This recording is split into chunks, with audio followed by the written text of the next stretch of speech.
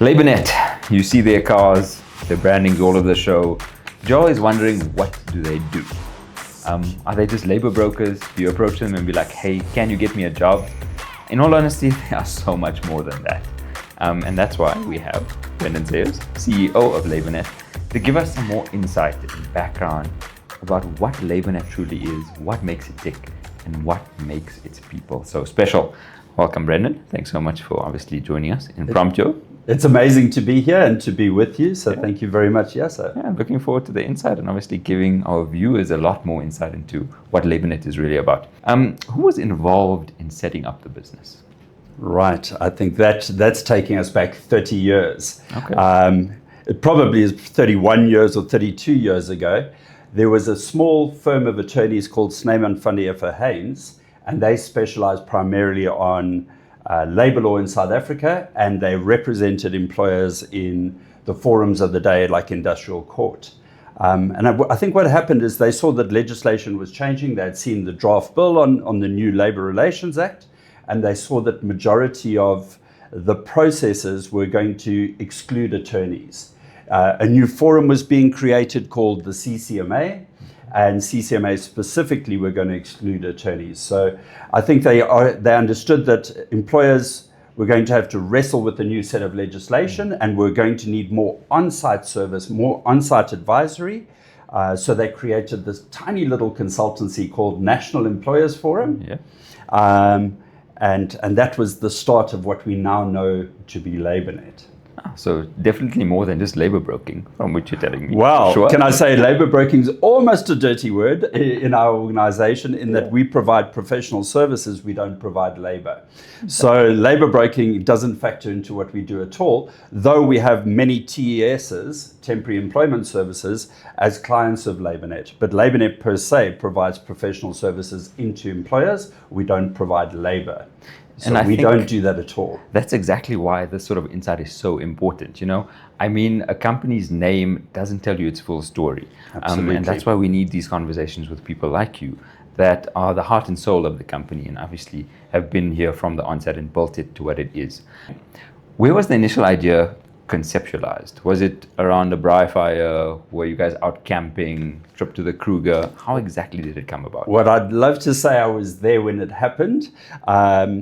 Unfortunately, I wasn't. It was the Snyman van der Haynes firm of attorneys, and I assume it was in their boardroom one day saying, let's go through this draft new Labour Relations Act and what are the implications for us and how should we assist companies out there.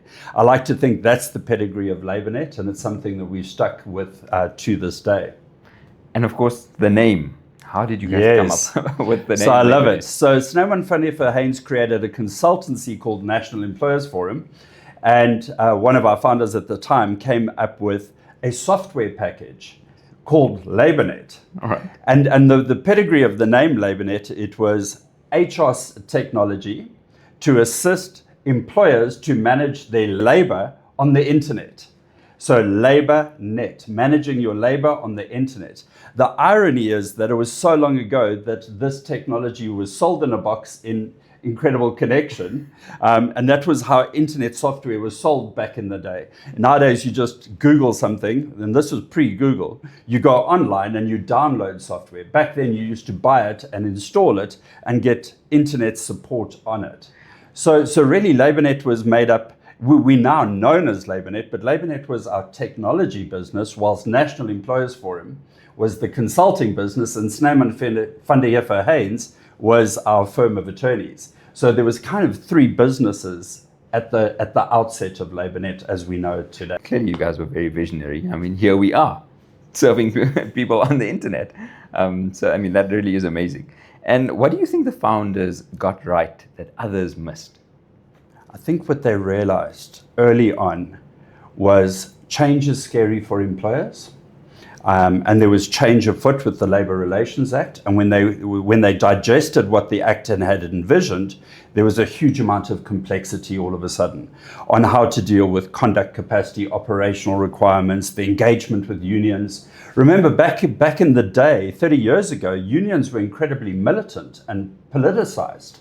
And now these unions had been given even more power to strike and lockouts, and there was a whole lot of regulation around that. There was going to be closed shop agreements and workplace forums and all of this that was envisioned within the Act.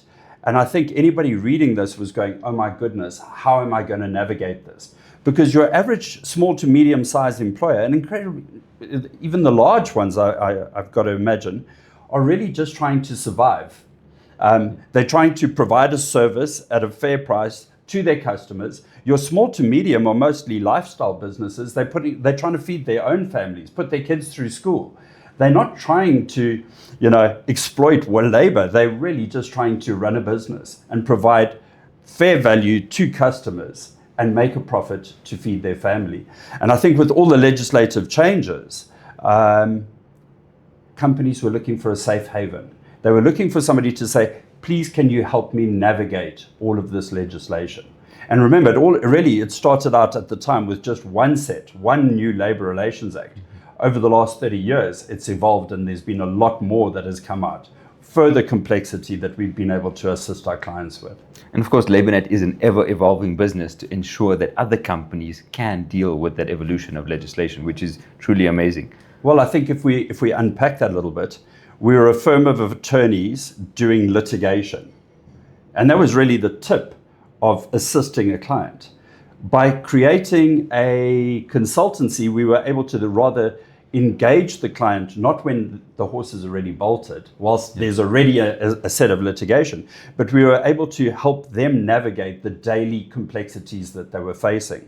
And that was just with labor law, with how do I deal with an underperforming employee or somebody who keeps breaking the rules, or a union's knocked on my door, what do I do? So we evolved into that kind of organization on daily on-site advice and assistance. But what came out a year or two later was the Employment Equity Act.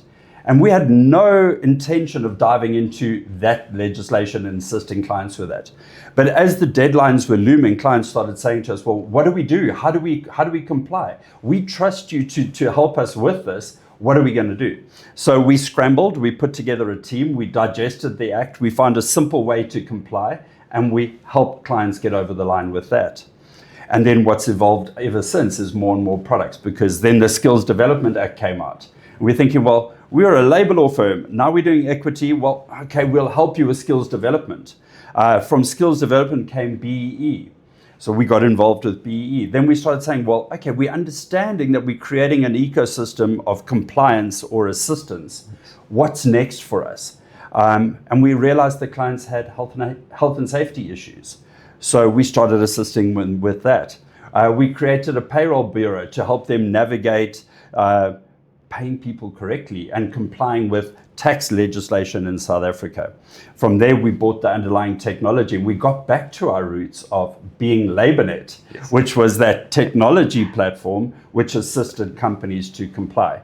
So we kind of started out with technology. It didn't go so well. We dived deep into consulting. We navigated all the legislation that came out. And then, funny enough, came back to that technology platform that we had envisioned but hadn't delivered on so well.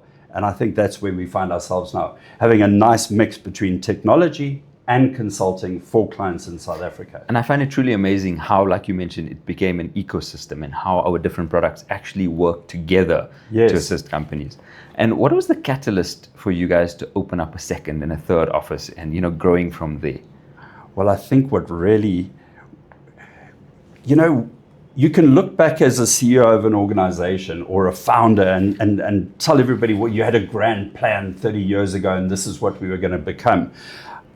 Honestly, I think our foundation was survival of that law firm, getting into consulting, and then just letting strategy evolve. So when it came to setting up the next branch, I think we were a Joburg-based labor law firm. That's what we had set out to do. And things evolve. And we went across the products, but likewise, we went across the country in terms of opening up branches.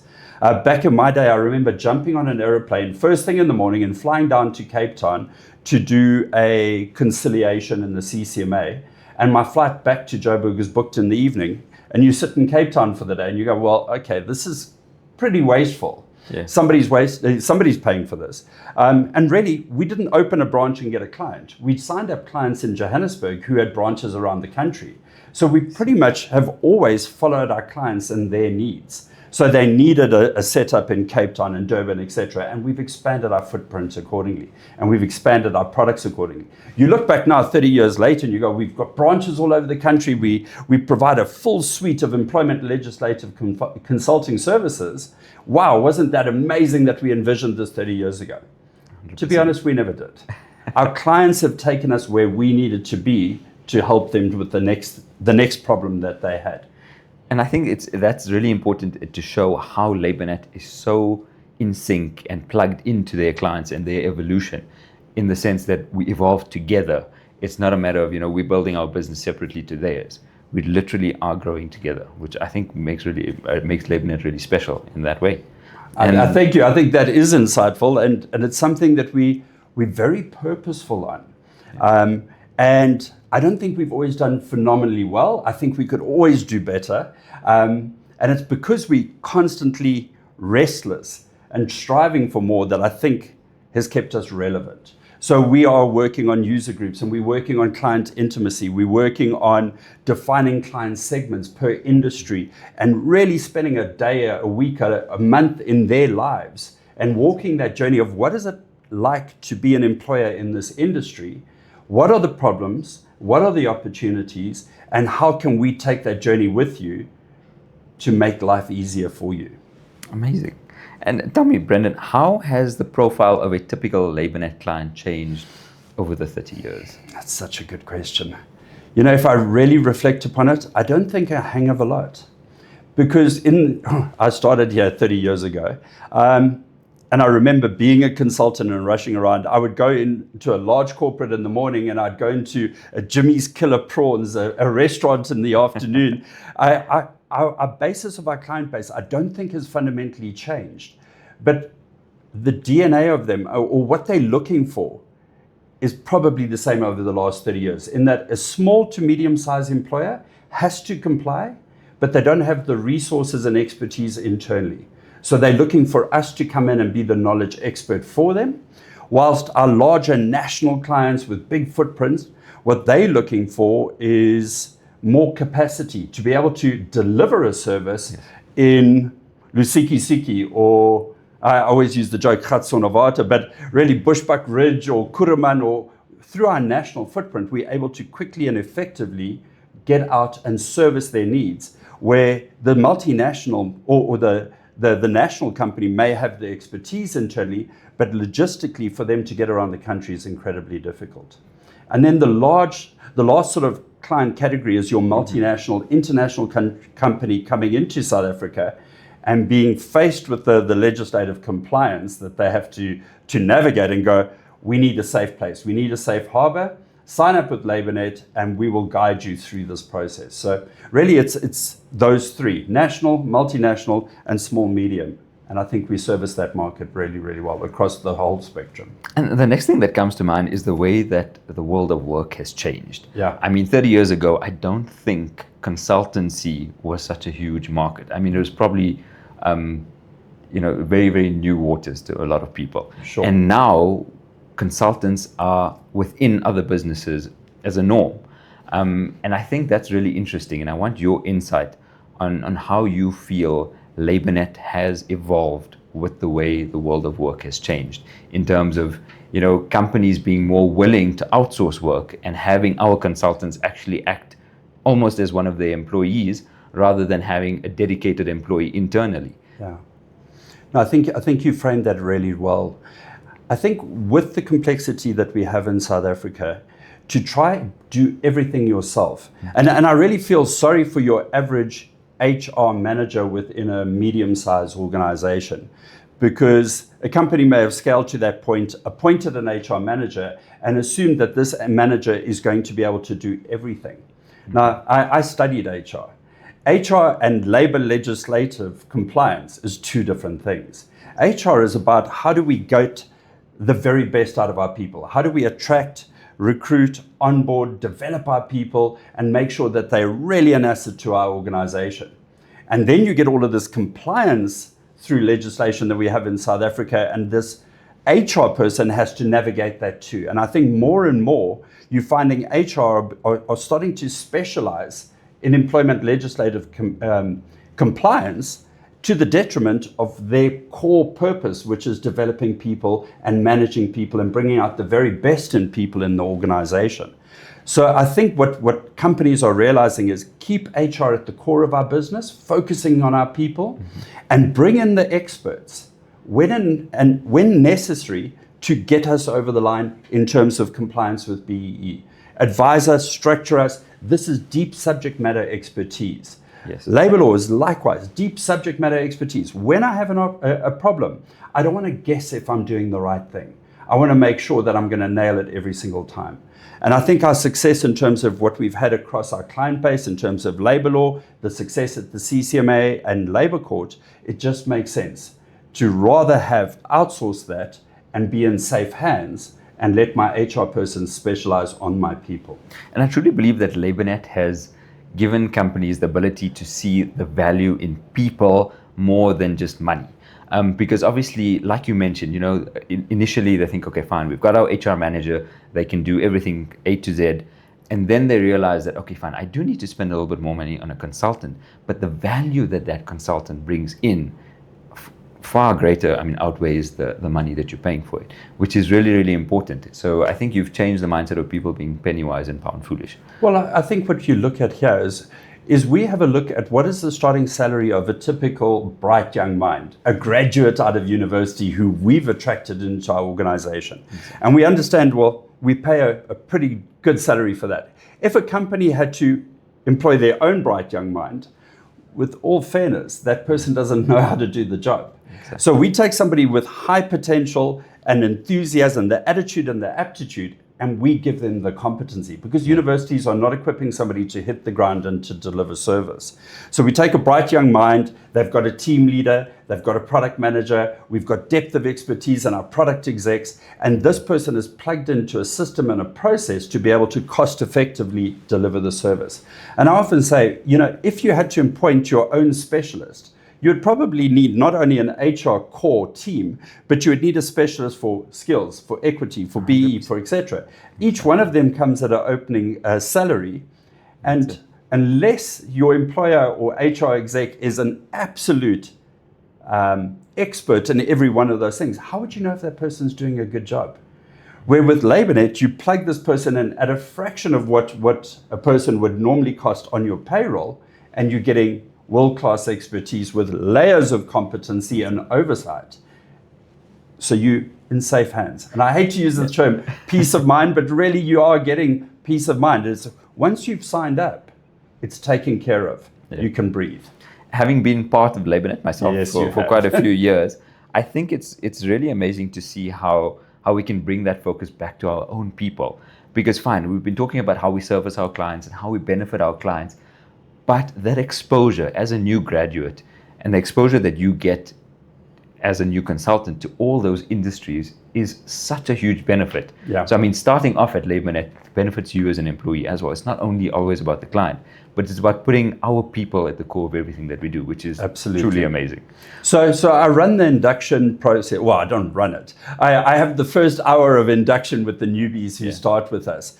And I really, really encourage them. My employer, my first boss said, do what you love and go all in. Yeah. And I really, and that resonates with me. That's what I was told on my first day 30 years ago. And I try to convey that same message to all of our new guys. It's like, you are going to build a strong foundation to the rest of your career. We don't assume that you're going to have a career necessarily like I did with Labournet of 30 years. But if you are going to be here, go all in, give it your all. We have phenomenal training programs. We call it academies within Labournet. Build the foundation of your career. If you're with us for 3 to 5 years, go all in. Yeah. And I can tell you, you're going to be highly employable within corporates. We hope to keep you forever, but if you are to go on, be remembered for that foundation that you set here at Labournet. I still get calls from union guys, and I haven't consulted in many years, but I'll still get a call from a union official and say, Brendan, I'm dealing with one of your guys in the West Rand, and he's not showing up like you do. Can you have a word with him? And I'm going, man, this guy remembers me 15 years later. Yeah. And he is comfortable enough to give me a call and to call us out on how we show up. And I love that. Yeah. I think your reputation and the foundation to your career is everything. And again, I'm owning back to you guys' consistency, that open door policy. I mean, someone's comfortable externally to call you the same way one of your employees are comfortable to come to you. So that just shows how legitimate you guys are in your purpose, in what you believe in. And I think that is really, really special to see. I appreciate that. Yeah. I wish there was more open door. I wish people exercise their right to the open door more often, because I think, unfortunately, as an organization grows and you sit at the head of it, you have a stigma wrapped around you that isn't of your own making in terms of approachability, et cetera, et cetera. So for me to be able to go out to the regions, and I need to do it more often, and have town halls and really engage with the people, I think really, really helps to get the zeitgeist of what's happening in the belly of your business. 100%. Okay, we've been mentioning people over and over again. Yes. Tell me, what is the significance of Purpose People Platform? Right. Well, you know, we've talked about changing the world of work as a purpose for many, many years, but I think any organization needs to be purposeful in what they do and purpose-led. And we really have helped companies navigate for many years, but inadvertently, by helping employers do the right thing in terms of legislation, I think that we have been able to impact the workplace as a whole. We know that there's a lot of people who have modeled their business on us. And we don't have a problem with that. We like competition, but more importantly, if we're doing the right thing and advising employers to be complying with the legislation and doing the right thing, this permeates throughout the whole industry. So I think we have the ability to change the world of work, and to put that front and center as part of our slogan, that we are purposeful about that, just reminds everybody why. And we talk about this in Labournet, is we show up every day with a sense of purpose and we leave with a sense of accomplishment. What we don't say is often we're exhausted by the end of the day, but when you are working for a purpose, you don't feel like it's work. It feels like it's a challenge, and challenges are fun, and it gets you out of bed. And that's what drives Labournet. Absolutely. The why behind what we do. Absolutely. The second part of our slogan is people, and really I think we had a session with 20 of our top managers the other day. It was 21 people in the room. And I started out with an icebreaker saying, guys, name one thing that you're grateful for. Yeah. And I think 18 of the 21 or 17 of the 21 said our people. Yeah. And I was like, wow, this is goosebumpy. The other 3 talk to culture or things that are actually inadvertently are related to people in any event.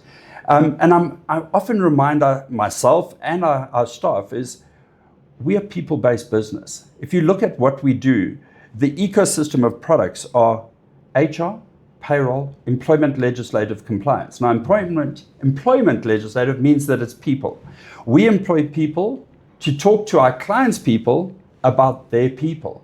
Yeah. We are people-based. And we can never forget it. You take the people out of this business, we will have some technology, but we would have lost that DNA, the essence of what we are. And we take our deep expertise of HR and people and employment legislation and put that into our technology. And I think that sets our technology apart, because it's a combination. The deep expertise is inculcated into that technology. We're not just a development house thinking, how do we conceptualize and solve for a hypothetical problem. These are real world that are coded into our technology. And I think that's so important in our current landscape with, the threat, and I'm saying threat in inverted commas, of AI. But we need to understand that AI is a tool that we as human beings use. So, I mean, people are still at the core of everything that we do. Absolutely. People still hold those relationships with clients. It's not AI. Fine, AI can actually enhance and help us in giving or providing better service. But at the end of the day, it is about the people. People buy from people. People are serviced by people. I love that, because really, I'm not an AI denialist. 100%. But I'm not buying into this hype that within no time at all, people are going to record meetings and the machine will tell you the outcome, etc. I believe people are still at the core of everything we do. I am embracing, and we are embracing, automation and AI in our business process. But really, we employ knowledge workers. And I'm seeing the opportunity for AI and automation to automate that administration function that detracts from knowledge work. I would like to see our people enabled by technology, not replaced by technology. 100%. And that mundane data capturing or recording or taking minutes and doing things like that, automate all of that. Release our existing people to do what we employed them to do, which is apply their brains. And I do not believe that machines are going to take over that. I think ultimately we are called into conflict situations, into scary situations. I have to comply with BEE, and if I don't, I'm going to lose a contract, etc. How do I navigate employment, ownership schemes, etc., etc. All of these kind of things. A machine can give you an answer, but they can't hold your hand. And they can't necessarily say, you know what, we've tried 3 of these. This one worked really well. Can I tell you, I remember when we implemented this, the employees really dealt with that badly. You can get a clinical answer, but ultimately, we are people dealing with people, talking about their people, and that's not going to go away. Exactly, and AI doesn't know the blood, sweat, and tears that is put into these 30 years of Labournet. No, without a doubt. It does not. So we're not denialists, 100%. but we are going to embrace it to enable our people, not to replace them. Okay, talking about machines, platform. Talk to me about platform. So a platform is not necessarily digital in nature. I think Labournet has always been a platform. Even when we were National Employers Forum, we were a one place. And really, you're looking at it as a platform in the way we look at it as an aggregator of supply and demand. There's a whole lot of demand out there, legislative compliance, advisory services, etc. And there's a whole lot of supply, which is IP, knowledge, people who can advise. And really, Labournet has always been a place where customers can come to us and get a solution across multiple concerns or problems. The fact is, we now have digitized this. Through our payroll and HR technology, we're bringing the people to a platform as a first layer of engagement. We're able to have massive knowledge repositories of pro formas and standard documents and templates, etc. We are able to have a huge repository. We do up to 10,000 matters a month. A huge repository of all of the record of what has been done and who did what. Our reporting functionality, when we have these large national companies with potentially 150 to 200 attendances biased to them, a report on what did we do, where did we, all of this is automated via the platform. And then obviously we have the payroll, HR, etc. So not only are we finding this as an engagement tool for consultants to meet customers or clients, but also for clients to use that technology themselves and then to potentially only need us when they get stuck. So that's our involvement of a platform. The platform is really an aggregator of supply and demand of everything to do with HR. And I think that plays a huge role in creating a better efficiency within that ecosystem that Labournet offers. Absolutely, but also one place to find everything that you need. 100%. And to enable the customer to do it themselves and or to engage us to help them. And you mentioned that earlier on, is that really I think one of the fundamental things that we have been able to do well is just be an extension of our customer's business. So instead of being a consultant that is paid on demand, we have an annuity or we have a subscription and we become part of their organization. And when they have an issue, they Labournet it. They pick up the phone, or our guys are proactively picking up the problems and helping them solve it before it becomes an issue. Okay, Labournet is celebrating 30 years. You've survived 30 years. You've evolved for 30 years. You've obviously changed the logo in 30 years. So what's next? What happens in the next 30 years? Sure, that's such a deep, profound question. I think we don't get ahead of ourselves. We talk about moonshots, which is over the horizon, and that's continually striving to change the world of work. We talk about BHAGs, our big, hairy, audacious goals, and that time horizon where we're more specific is only 3 years. I think we never try to get ahead of ourselves. So over the next 30 years, I think we'll continue to be client-led. We'll continue to partner with our customers. We'll continue to help them to navigate the complexity that they find themselves in. We'll continue to try and make it easy for them to focus on their business whilst we take care of all the compliance needs. And we'll evolve as the landscape evolves. I think we'll have more of the same to a large extent. We don't try to be too creative. We realize that our fundamental is employment legislative compliance in South Africa for employers, and we'll continue to operate within that space. AI and technology, the doomsdayers say that, we're all going to be plugged into the matrix one day, and who's to know? But if we are living in a virtual reality, we'll still be doing the same thing of advising customers. And what I hope to do is continue to scale this business. I don't think we've scratched the surface. We look after 7,100 odd clients at the moment, and there's some really large ones in there, and I think we do really great work for them. But how do we continue to have more impact within South Africa and continue to change the world of work for more customers? And I think once it hits a critical mass, we're able to fundamentally change the landscape of employment within South Africa. So that's my challenge, is how do we go from 7,100 to 100,000? And we believe there's more than 100,000 employers out there. So we're not looking for domination. We're looking for change and impact. And we're going to continue to focus on that. So our purpose stays the same. The way we do it evolves. And of course, keeping our clients. I think you succinctly summarized my waffle. So well done. Yes. And the people, obviously, at the core of everything that we do. Absolutely. Okay, so talking about evolution throughout our conversation, our marketing department showed me something very, very interesting. And TV sure has evolved. I've seen our very, very old TV advert, probably shot before I was born. Tell me about it, please. I really need some more insight on this. How did that come about? Who thought about it? Let's just start with the fact that when I'm doing these induction sessions, there are people who are working with us, who's starting with us, who were born after I started at Labournet. So you've just made me feel very old there, Yasser. How's our TV? Our TV advert, the premise, if you do flight it, was really a man playing chess with his son. And the voiceover was like, he's able to focus on this because Labournet's taking care of everything else. So whilst we've evolved as an organization, to your point earlier, or to our point earlier on, the next 30 years is more of the same. And really, fundamentally, that TV advert was probably 20 years ago.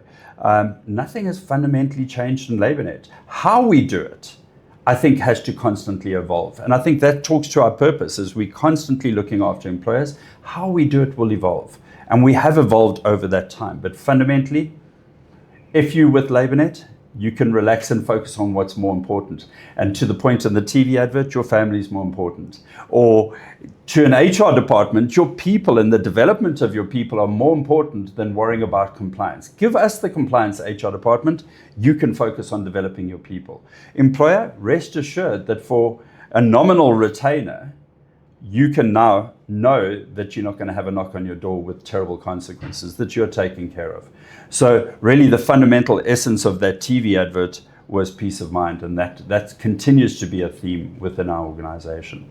And I think what I find amazing as well is that at Labournet, we're not just evolving to survive, we are evolving to constantly grow. There's that constant hunger and need or to strive for excellence within ourselves as the people of Labournet, and of course striving to give our clients excellent service throughout. Couldn't have said it better. Awesome. Thank you so much for your time. And thank thanks you for giving me a catch up on the last 30 years. And I look forward to another 30. Thank you so much, Yasser. Always a pleasure talking to you.